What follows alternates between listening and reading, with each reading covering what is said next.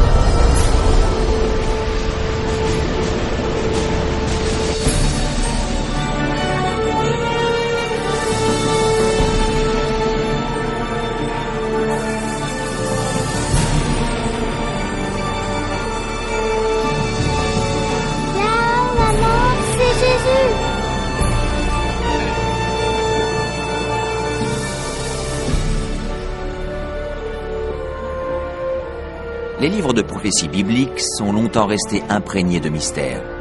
Textes anciens, nombres cryptiques, images symboliques, tous décrivent d'épouvantables événements apocalyptiques proches. Est-il vraiment possible de les comprendre? Qu'est la marque de la bête? Serait-ce, comme certains le prétendent, une puce implantée sous la peau, quelque chose de plus insidieux? Et l'Antéchrist? Ce sinistre ennemi de Dieu a-t-il déjà fait son apparition? Ou est-il encore à attendre dans l'ombre? La fin du monde sera-t-elle déclenchée par des attaques terroristes? Serons-nous témoins des horreurs d'Armageddon et des 7 dernières plaies?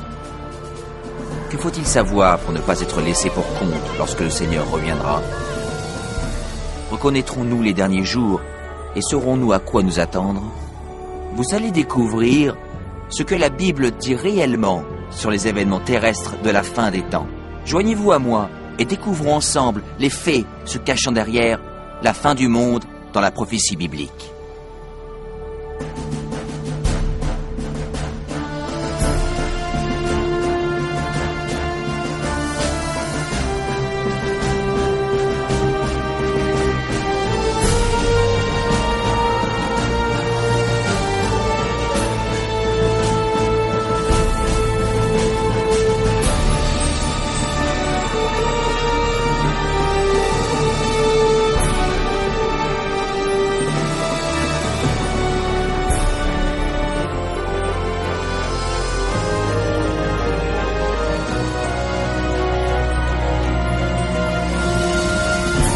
Les derniers événements de la prophétie biblique.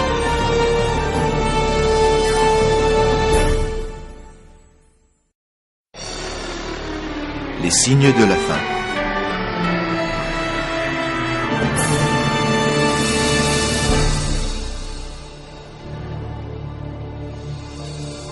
Toi, Daniel, tiens secrète ces paroles, et scelle le livre jusqu'au temps de la fin. Plusieurs alors le liront, et la connaissance augmentera. La fin du monde, cela arrivera-t-il vraiment? Si oui, quand? C'est l'une des questions les plus importantes et mystérieuses de tous les temps. Le prophète Daniel a clairement prédit que juste avant la fin du monde, nous serions témoins d'un enrichissement considérable de la connaissance. Est-ce arrivé? Prenons par exemple les moyens de transport. Durant 60 siècles, l'homme ne pouvait pas voyager plus vite qu'à cheval.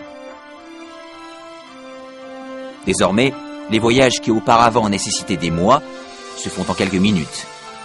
En une génération, la révolution informatique a apporté des changements époustouflants que nos ancêtres n'auraient jamais imaginés. Mais une interprétation plus exacte de ce verset serait ces enrichissements de la connaissance des livres prophétiques, et ce qui était prédit est également arrivé. Mais les récits de Daniel ne sont pas les seuls qui parlent des événements des derniers jours. Que peut-il se cacher dans les anciens textes des Écritures? Vous entendrez parler de guerre et de bruit de guerre. Gardez-vous d'être troublés, car il faut que ces choses arrivent, Mais ce ne sera pas encore la fin. Et il y aura, en divers lieux, des famines et des tremblements de terre. Tout cela ne sera que le commencement des douleurs. En regardant autour de nous, force est de constater que les puissances politiques et naturelles ont fait de ce monde moderne un endroit de plus en plus dangereux. Pensez-y. Au cours des 100 dernières années, le monde a dû essuyer 2 guerres mondiales et de nombreux autres conflits majeurs, sans parler de la montée du terrorisme international. À ajouter à cela l'augmentation de catastrophes naturelles mortelles, tremblements de terre, incendies, inondations, tempêtes et dérèglements climatiques. Tout cela ravageant notre planète. Étonnamment, l'apôtre Jean avait prédit un autre signe de la fin des temps, la capacité de l'homme à détruire la planète. Dans l'Apocalypse chapitre 11 verset 18, il est dit que le jour viendra où Dieu détruira ceux qui détruisent la terre. Il est évident que cette prophétie s'est vraiment réalisée. Durant des siècles, l'homme ne pouvait que lancer des flèches enflammées ou tirer des boulets de canon. Nous possédons désormais des armes dévastatrices, pouvant anéantir la vie sur cette planète. En réalité, Jésus avait même prédit que si son arrivée était repoussée, aucun être ne survivrait. Le Christ nous avait prévenu que nous aurions à faire face à tous ces dangers, mais que ceci ne serait que le début de la fin. Est-il possible que la fin du monde soit réellement déclenchée par l'humanité? Sache que dans les derniers jours, il y aura des temps difficiles, car les hommes seront égoïstes, amis de l'argent, fanfarons, hautains, blasphémateurs, rebelles à leurs parents, ingrats, irreligieux, insensibles, déloyaux, calomniateurs, intempérants, cruels, ennemis des gens de bien.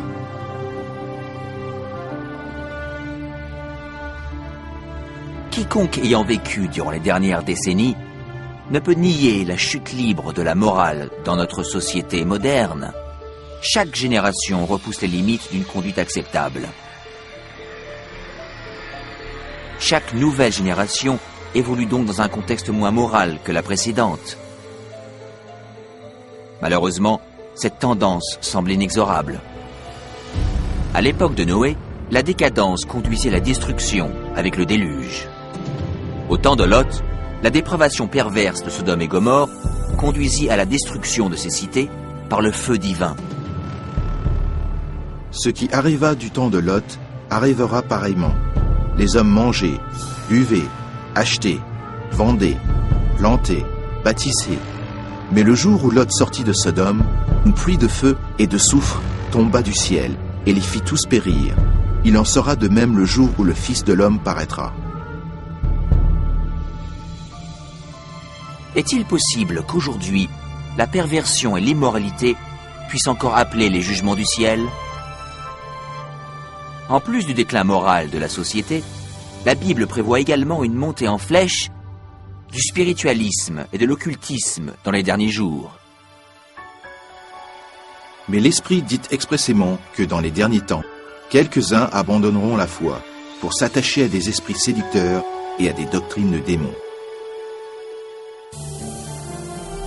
La communication avec les morts, longtemps interdite par les Écritures, est maintenant largement acceptée, même dans les églises modernes.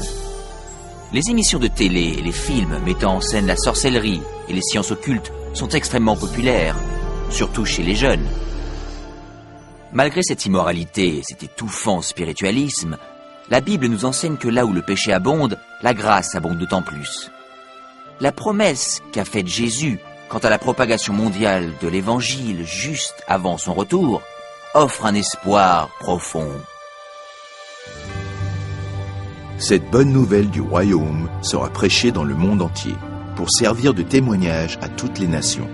Alors viendra la fin. La tâche de répandre l'Évangile aux 4 coins de la terre, qui autrefois paraissait insurmontable, devient vite une réalité. Grâce aux missionnaires, aux livres, aux cassettes, aux émissions satellites et à l'Internet, l'évangélisation s'accélère autour du monde. Le message du Sauveur n'a jamais été aussi répandu qu'aujourd'hui. La Bible révèle que nous vivons actuellement les derniers jours de la Terre. L'amélioration de la connaissance, l'instabilité globale, le déclin moral et l'intérêt démesuré pour l'occultisme prouvent que la fin est proche. Les signes de la fin sont bel et bien visibles. Mais il y a plus. La Bible annonce aussi que ce sont ces forces opposées du bien et du mal qui conduiront le monde à la bataille finale d'Armageddon. Bientôt, une crise mondiale encore inconnue plongera la planète entière dans les événements les plus terribles jamais vus encore. Car alors, la détresse sera si grande qu'il n'y en a point eu de pareil depuis le commencement du monde jusqu'à présent, et qu'il n'y en aura jamais.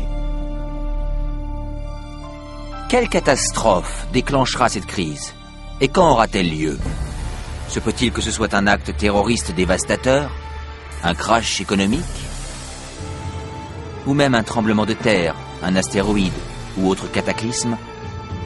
Une catastrophe chimique ou un fléau biologique mortel?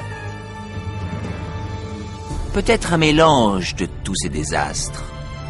Mais même si la Bible ne révèle pas l'événement précis, elle annonce les scènes dramatiques qui y succéderont.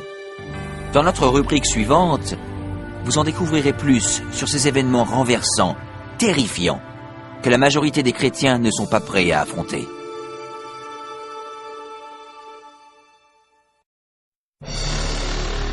Un monde polarisé.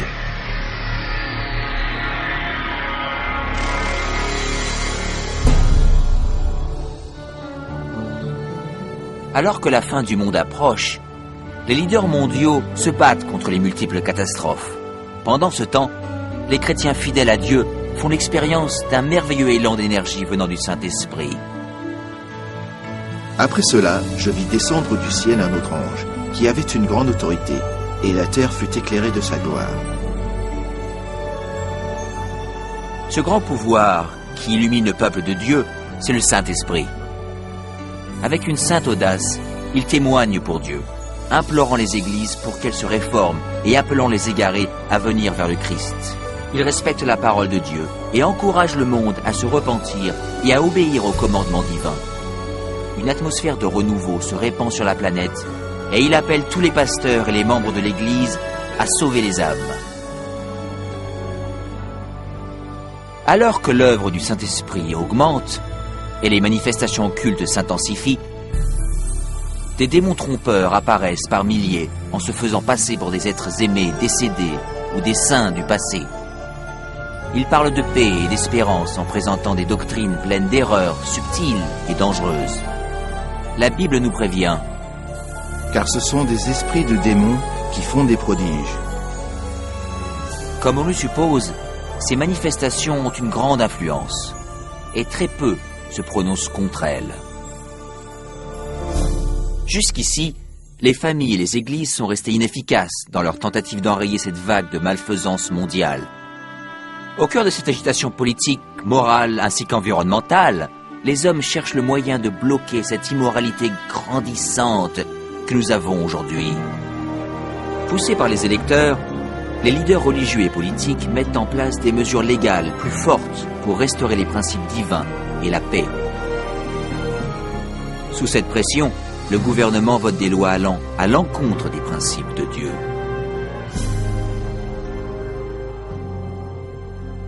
Mais ce n'est pas la première fois dans l'histoire que cela se produit. Rappelez-vous l'histoire de Daniel, chapitre 3, lorsque le roi babylonien Nabuchodonosor ordonna à tout son royaume de se prosterner et d'idolâtrer l'imposante statue qu'il avait faite sculpter. 3 jeunes Hébreux savaient que cet ordre était contraire au 2e commandement concernant l'idolâtrie. Déterminés à rester fidèles à Dieu, ils refusèrent de se prosterner. Le roi les fit jeter au bûcher, mais Dieu intervint miraculeusement et leur sauva la vie. Et il y a également l'histoire de Daniel dans la fosse aux lions, lorsque le roi de Perse proclama une loi interdisant de vénérer tout autre dieu que lui-même durant 30 jours. Daniel savait qu'en obéissant à cette loi, il devait violer le premier commandement de Dieu.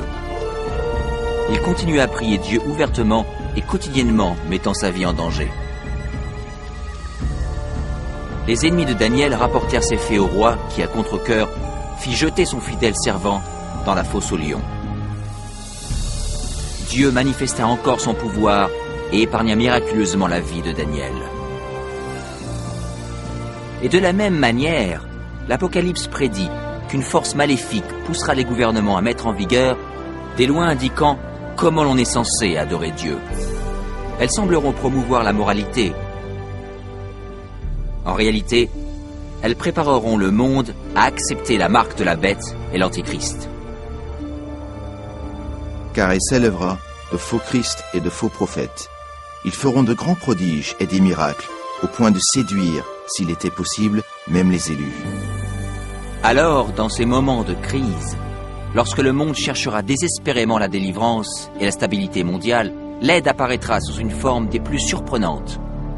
Partout autour de la planète, on entendra ce cri « Jésus est arrivé, Jésus est revenu ». Un être rayonnant et charismatique se présentera comme le Fils de Dieu. Une nuée de reporters affluera pour voir cet être surnaturel faire des miracles. Ils l'entendront répéter les mots prononcés par Jésus dans les Écritures. Cet événement sera retransmis via satellite et des millions de gens croiront, à tort, que cette apparition confirme les Écritures. Il sera vu de tous. Beaucoup de religions attendent la venue imminente d'un sauveur. Et cet être radieux paraît être la réponse à toutes leurs prières. Mais dans le deuxième épître Corinthiens, la Bible met en garde contre Satan sous l'apparence d'un ange de lumière. Ce n'est pas Jésus que les hommes accueillent à bras ouverts, mais Satan, se faisant passer pour le Fils de Dieu. Et ce faisant, le diable est ainsi capable de réunir les hommes et de renforcer ainsi son système de culte trompeur. Il réalise alors la plus grande imposture jamais commise envers la race humaine.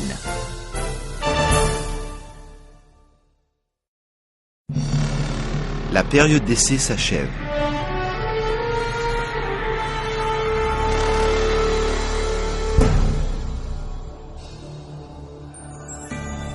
Les tromperies de Satan sont une force puissante de motivation dans le monde. La plupart des leaders spirituels acceptent le grand imposteur ainsi que son faux système de culte.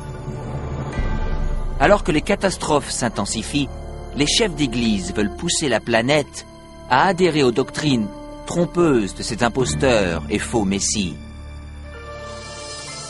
C'est ici la persévérance des saints qui gardent les commandements de Dieu et la foi de Jésus. Mais tous ne sont pas dupes. Certains se rendent compte que la Bible avait prédit cette supercherie. Et ils savent que le but de ce faux messie est d'éloigner les hommes des commandements de Dieu. Mais ce n'est pas la première fois que Satan apparaît en ange de lumière. Lorsque le Christ fut tenté dans le désert, Satan lui apparut, déguisé en glorieux messager de Dieu. Le diable révéla sa vraie identité lorsqu'il incita Jésus à désobéir à la parole de Dieu. Et une fois de plus, avec des tactiques semblables, le diable tenta de pousser le monde à bafouer la loi de Dieu. Nul ne peut servir deux maîtres, car ou il haïra l'un et aimera l'autre, ou il s'attachera à l'un et méprisera l'autre. Vous ne pouvez servir Dieu et Mammon. Le monde entre alors dans une période de décision. Le faux Christ et la discorde mondiale polarisent le monde en deux groupes bien distincts. Ceux qui suivent la Bible et ceux qui suivent la bête. L'inquiétude remplit le cœur des hommes et la religion est le thème principal dans l'esprit de tous. Dans les interviews à la télé et à la radio, ainsi que dans les débats, les vrais disciples de Dieu sont portés devant les leaders mondiaux où ils fournissent les raisons bibliques de leur opposition au faux système de culte imposé aux masses. Les commandements de Dieu et ce qui constitue le vrai culte sont au centre de toutes les discussions. Motivés par le Saint-Esprit et par les arguments bibliques des serviteurs de Dieu, des milliers de gens à travers le monde quittent leurs églises sans vie et prennent position aux côtés des vrais disciples de Jésus. La question, doit-on obéir à Dieu ou à l'homme? Obéir aux coutumes ou aux Écritures? Polarise le monde entier en deux blocs opposés. D'un côté, ceux qui reçoivent le sceau de Dieu, et de l'autre, ceux qui reçoivent la marque de la bête. Que celui qui est injuste soit encore injuste, que celui qui est souillé se souille encore, et que le juste pratique encore la justice, et que celui qui est saint se sanctifie encore. Ce texte annonce clairement le prochain événement lorsque chaque homme, femme et enfant prendra ses décisions d'être pour ou contre le Christ. Et les fidèles, ceux qui respectent la parole de Dieu, seront de son côté, malgré une opposition intense. Et d'un autre, ceux qui acceptent les traditions religieuses imposées par l'homme. Comme la porte de l'arche de Noé fut scellée avant le déluge, celle de la miséricorde est ainsi fermée au monde, et la grâce de Dieu n'est plus accessible. La deuxième venue du Christ est imminente. Mais tout d'abord, le monde doit subir la série de plaies la plus dévastatrice jamais endurée par l'humanité. Et j'entendis une voix forte qui venait du temple, et qui disait aux 7 anges, « Allez, et versez sur la terre les 7 coupes de la colère de Dieu. » Le premier alla, et il versa sa coupe sur la terre. Et un ulcère malin et douloureux frappa les hommes qui avaient la marque de la bête et qui adoraient son image. Tout espoir d'amélioration est détruit lorsque les 7 dernières plaies de l'Apocalypse s'abattent finalement sur notre planète. C'est le fléau le plus abominable jamais vu par l'homme, et c'est aussi le dernier. La première plaie est extrêmement douloureuse et effroyable et cause une atroce souffrance pour les égarés. 6 autres suivent rapidement. L'eau des mers et des rivières se change en sang. Le soleil reçoit le pouvoir de brûler les hommes. Plaie après plaie se suivent. La terreur règne sur les peuples de la terre, frappés de panique. Pendant ce temps, une partie des rescapés trouve refuge à l'écart, où ils sont protégés et soutenus par les anges de Dieu. D'autres sont jetés dans des prisons. Alors qu'ils semblent oubliés par l'homme, ils ne sont pas oubliés par Dieu. Les fidèles sont protégés des plaies comme les enfants d'Israël furent préservés du fléau qui s'abattit sur l'Égypte. Les fidèles traversent alors une terrible période de quête spirituelle. Leur seule pensée devient « Sommes-nous dans les pas de Dieu ?» Ils trouvent la tranquillité en faisant confiance aux promesses de Dieu. Et le dragon fut irrité contre la femme, et il s'en alla faire la guerre au reste de sa postérité, à ceux qui gardent les commandements de Dieu et qui ont le témoignage de Jésus. Convaincus par le faux Christ, les misérables égarés pensent que leur seul espoir de se débarrasser de ce fléau est d'éliminer leurs opposants. On décide donc de rechercher et d'exterminer en une journée le peuple de Dieu qui se raccroche aux Écritures. Sur le champ de bataille spirituel, ceux qui suivent les traditions de l'homme et adorent la bête affrontent ceux qui aiment Jésus et obéissent à ses commandements. Ceci est la dernière bataille d'Armageddon. La malfaisance du monde a atteint les limites de la patience de Dieu, et il est temps pour lui de secourir ses fidèles enfants.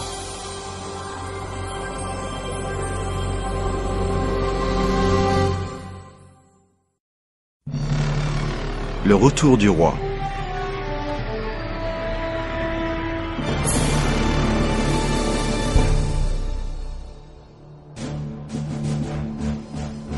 Au milieu de la nuit, on cria « Voici l'époux, allez à sa rencontre !» À l'heure la plus obscure, l'espérance tant attendue de tous les temps devient une réalité. La voix autoritaire de Dieu se fait alors entendre. Le fait est accompli. La voix tonitruante remue les cieux. Un puissant tremblement de terre signale alors l'approche d'une grande armada céleste. Les enfants de Dieu, qui étaient blêmes et hagards, se redressent devant leurs oppresseurs, encerclés par un arc-en-ciel lumineux. Leurs visages resplendissent, car ils savent que leur Rédempteur et ses anges viennent les chercher. Voici, Il vient avec les nuées, et tout œil le verra, même ceux qui l'ont percé, et toutes les tribus de la terre se lamenteront à cause de lui. Ce n'est pas un enlèvement secret, comme vous avez dû l'entendre. Toute personne sur Terre assiste à cet événement extraordinaire, et la plupart en sont terrifiés. Les égarés s'enfuient vers les cavernes, tentant en vain de se cacher du roi sacré. Et comme Jésus l'avait promis, les êtres malveillants qui avaient marqué son procès et sa crucifixion sont élevés de leur tombe pour le voir arriver dans un nuage de gloire.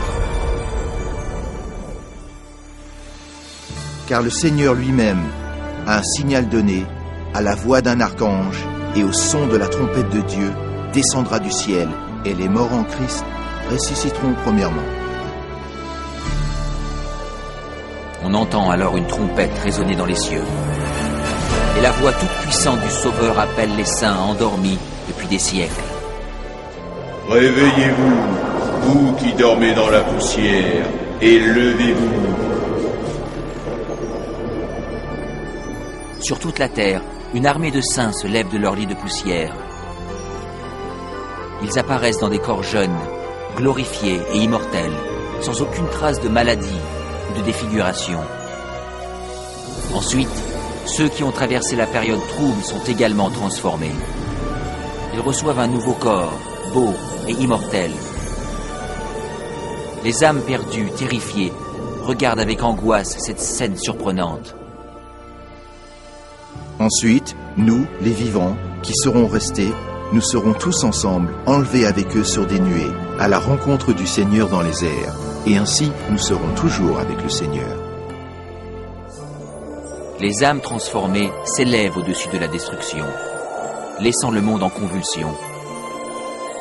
Ils rejoignent leur Sauveur parmi les nuées d'anges. La peine, le péché et les souffrances resteront derrière eux. Le voile qui les séparait de leur Seigneur est éliminé pour toujours, et ils contemplent leur Dieu et son divin visage en face à face. Ce que tuera l'Éternel en ce jour seront étendus d'un bout à l'autre de la terre. Ils ne seront ni pleurés, ni recueillis, ni enterrés. Ils seront comme du fumier sur la terre.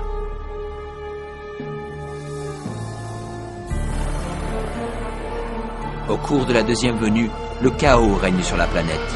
Parmi les ouragans de démons hurlants, les tremblements de terre, les océans bouillonnants, les îles en disparition et les nuages menaçants, la terre est battue de grêlons gigantesques.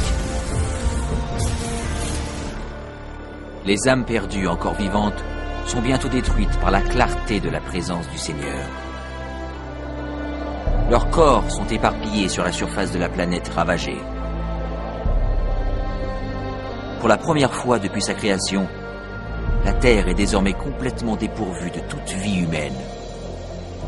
Seul Satan et ses anges déchus demeurent pour contempler les résultats de la rébellion.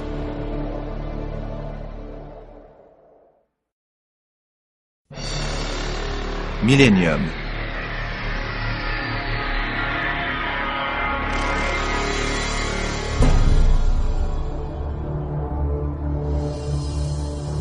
Puis je vis descendre du ciel un ange qui avait la clé de l'abîme et une grande chaîne dans sa main. Il saisit Satan et il le lia pour 1000 ans.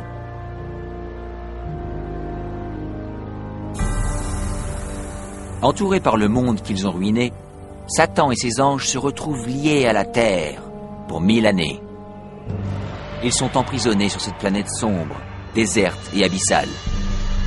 Seul avec ses démons, Satan doit attendre et méditer sur sa punition future. De tous côtés, il ne voit que villes dévastées, forêts brûlées et eaux desséchées, terribles conséquences de sa guerre contre le ciel. Coincé dans une vaste fosse sans fond, avec personne à tenter ou manipuler, il est misérable.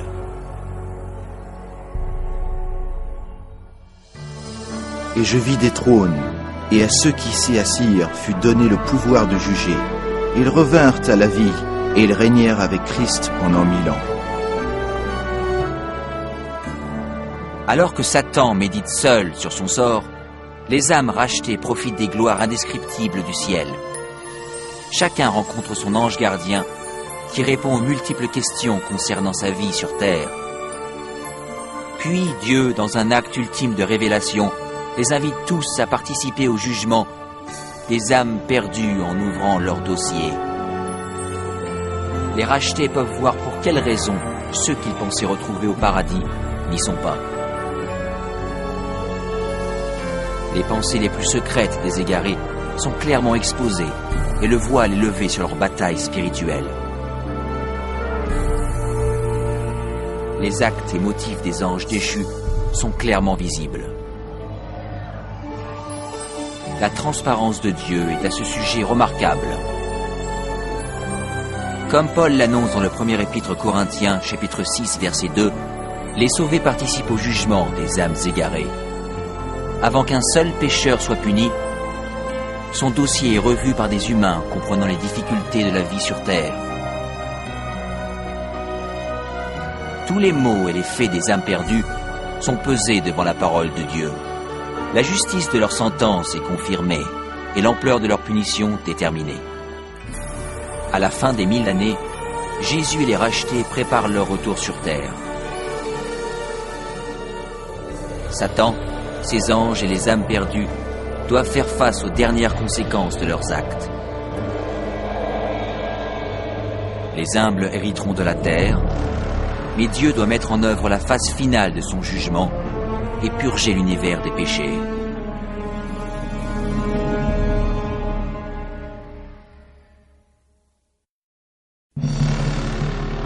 La fin des péchés.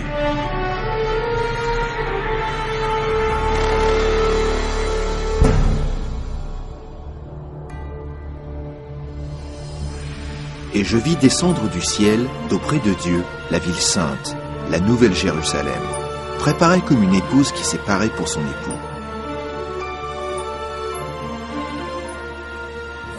Après ces 1000 années de sabbat au paradis, le Christ et les rachetés retournent sur terre avec la nouvelle Jérusalem. En s'approchant de la planète dévastée, Jésus ordonne aux âmes perdues de sortir de leur tombe poussiéreuse. Entendant ces mots, les laissés pour compte de toutes époques et de tout lieu se présentent devant Dieu. Ils sont sauvés en gardant leur corps de mortels. Alors que Jésus descend du ciel, ses pieds touchent le mont des Oliviers. Le mont est anéanti par un immense tremblement de terre qui le transforme en une vaste plaine. La nouvelle Jérusalem, la cité massive de Dieu, descend alors des cieux et ses fondations se posent sur la plaine que Jésus a préparée.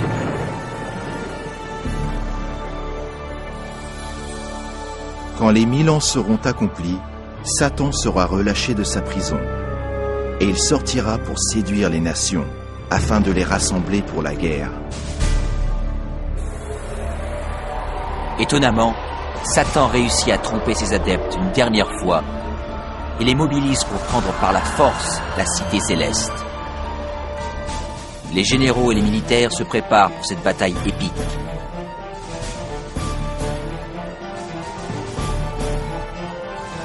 Les âmes perdues prouvent ainsi que leur cœur n'a pas changé. S'ils le pouvaient, ils renverseraient Dieu de son trône et s'empareraient de la cité sainte. Ils se rendent compte que cette guerre inutile est en réalité perdue d'avance. Le jugement dernier est arrivé. Et je vis les morts, les grands et les petits, qui se tenaient devant le trône. Des livres furent ouverts, et les morts furent jugés selon leurs œuvres.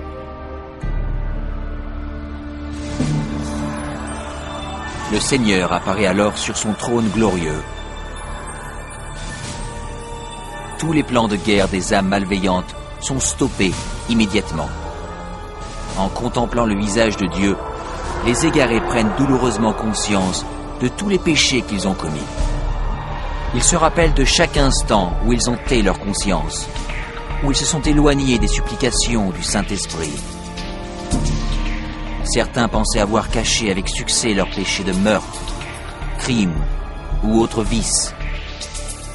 Avec honte ils comprennent à présent les mots de Jésus que l'on trouve dans Luc, chapitre 12.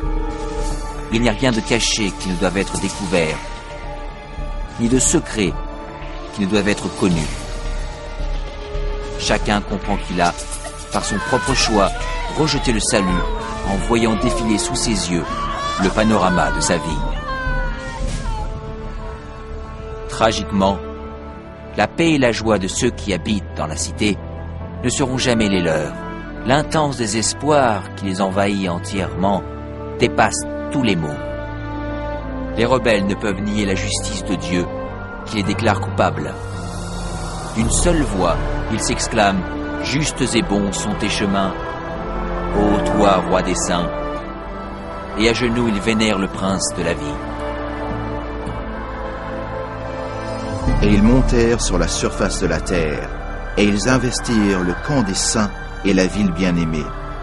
Mais un feu descendit du ciel et les dévora. Finalement, le temps est venu pour les égarés de faire face aux conséquences irréversibles de leurs actes. Sans avertissement, l'Apocalypse descend des cieux. La terre se rompt et le feu jaillit des cavernes. Alors que l'enfer engloutit les âmes perdues, les justes restent sains et saufs dans les portes de la nouvelle Jérusalem. Chaque pécheur est puni en fonction de ses actes. Ceux ayant peu péché sont rapidement détruits, alors que ceux étant coupables de crimes contre l'humanité souffrent plus longtemps. Et Satan, l'instigateur de tous les péchés, est destiné à souffrir encore plus. Pour Dieu, la punition des égarés est vraiment douloureuse. Mais c'est sa justice qui le requiert. La peine pour le péché est la mort. Sur la croix, Jésus a souffert de cette punition au nom de tous ceux qui accepteraient son sacrifice. Mais les égarés ont rejeté cette offrande et doivent maintenant payer eux-mêmes l'horrible prix du péché.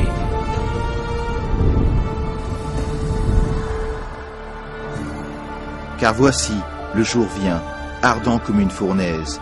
Tous les hautains et tous les méchants seront comme du chaume. Mais pour vous qui craignez mon nom, car ils seront comme de la cendre sous la plante de vos pieds. Alors que les dernières braises de la punition refroidissent, les citoyens de l'univers élèvent leur voix et prient Dieu pour que le règne de terreur de Satan soit à jamais terminé. La paix de l'univers est en sécurité. Dieu porte désormais son attention sur la création d'un nouvel Éden et d'une nouvelle terre.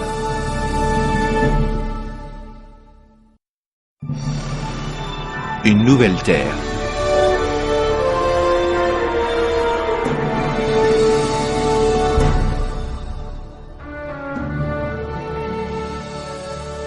Puis je vis un nouveau ciel et une nouvelle terre, car le premier ciel et la première terre avaient disparu. Après avoir purifié la terre par le feu, le Seigneur entreprend son merveilleux travail de renouveau. Avec le pouvoir de ses mots, la terre retrouve son apparence d'Éden originel. Il fait entendre sa voix, et un tapis de végétation luxuriante recouvre la planète. Sous son commandement, la terre et l'eau regorgent de vie. D'innombrables créatures magnifiques explorent le nouveau paradis.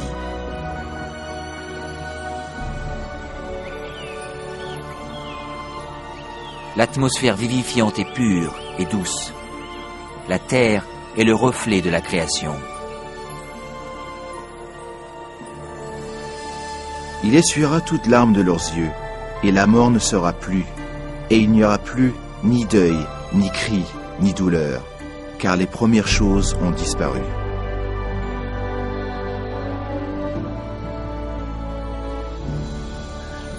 La sécurité de l'univers est assurée.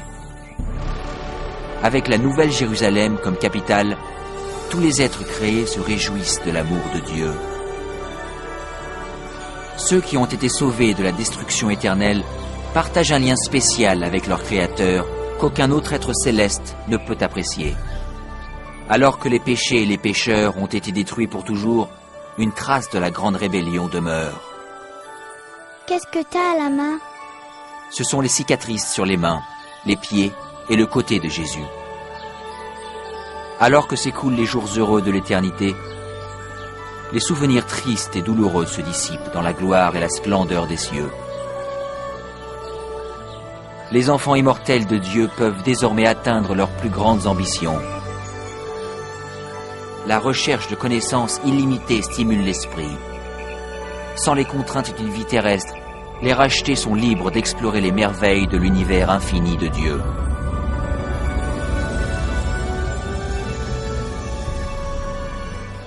Le ciel est un endroit de paix et d'harmonie parfaite, où l'amour pour Dieu et les autres remplit tous les cœurs.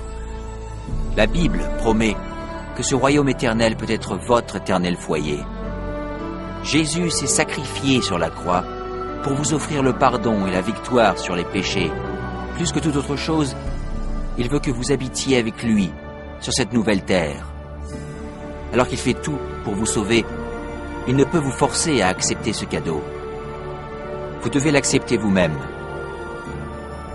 Irez-vous vers lui aujourd'hui ? Demandez-lui maintenant et il viendra dans votre cœur.